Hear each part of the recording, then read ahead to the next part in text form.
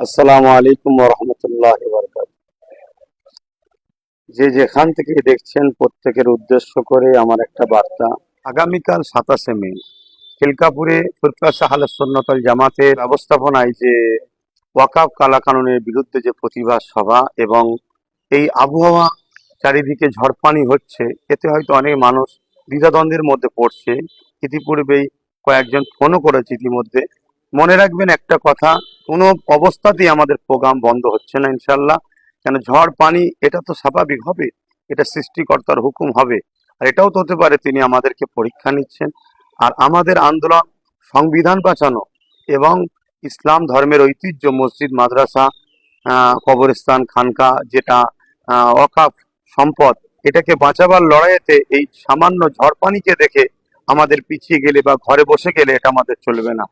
তাই ইনশাল্লাহ কোনোভাবেই আমাদের এই প্রোগ্রাম বন্ধ হচ্ছে না। যাই হোক, ঝড় হোক, পানি হোক, তুফান হোক, ইতিপূর্বে আমরা বহুত প্রোগ্রাম ভিজে ভিজে কাদাতে করেছি।